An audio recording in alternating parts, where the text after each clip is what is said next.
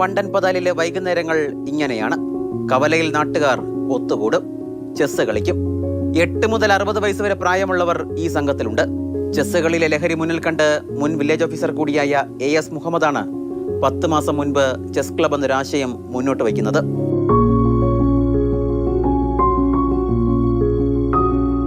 വരും തലമുറയുള്ള കുട്ടികളെ വളർത്തിക്കൊണ്ടുവരിക, മദ്യം, മയക്കുമരുന്ന് തുടങ്ങി നീചമായ ചിന്താഗതിയിൽ നിന്നും ബുദ്ധി വർദ്ധിക്കുന്ന രീതിയിൽ കുട്ടികളെ ഉണ്ടാക്കിക്കുക.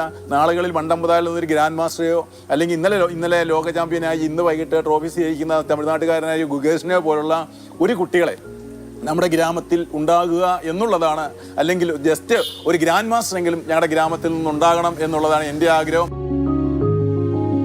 ചെസ് ക്ലബിന്റെ രക്ഷാധികാരി കൂടിയായ ചെമ്പൻകുളം ഉമേഷിന്റെ കെട്ടിട വരാന്തയിലാണ് ഇവർ ഒത്തുചേരുക.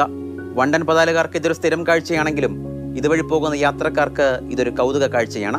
വൈകിട്ട് ഒരു 5 മണി സ്കൂൾ ടൈം കഴിയുമ്പോൾ തൊട്ട് പിള്ളേരെല്ലാം വരുന്ന അതിനനുസരിച്ച് ആൾക്കാരും വന്ന് അവരോടൊപ്പം കളിക്കും.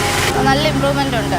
അത്യാവശ്യം റൂൾസ് മാത്രം അറിയുന്നതിൽ നിന്നും അത്യാവശ്യം നല്ല കരുക്കൾ നീക്കാനുള്ള പ്രാക്ടീസ് കിട്ടി ഈ നിരന്തരമായിട്ടുള്ള കളിയിലൂടെ. സംസ്ഥാന ദേശീയ തലത്തിലേക്ക് മികച്ച കളിക്കാരെ വാർത്തെടുക്കുക എന്നതാണ് ഈ ഗ്രാമീണ ചെസ് ക്ലബിന്റെ ലക്ഷ്യം. ഇപ്പോൾ 50-ാം വയസ്സിലാണ് നമ്മൾ ചെസ് കളി പഠിക്കാൻ തുടങ്ങുന്നതെങ്കിലും ഒരു 52-53-ാമത്തെ വയസ്സിൽ നമുക്ക് ഇന്റർനാഷണൽ മത്സരത്തിൽ പങ്കെടുക്കാനുള്ള എല്ലാ ഓപ്പർച്യൂണിറ്റിയും ഇപ്പോഴും ഉണ്ട്. ഇനി 50-ലല്ല 60-ലും 70-ലും പഠിക്കാൻ തുടങ്ങുന്ന ആൾക്ക് പോലും നമുക്ക് ആ ഇന്റർനാഷണൽ മത്സരത്തിൽ പങ്കെടുക്കാനുള്ള അവസരമുണ്ട്. അതുകൊണ്ട് ചെസ് കളിക്ക് ഒരു പ്രായപരിധി നിശ്ചയിച്ചിട്ടേ ഇല്ല.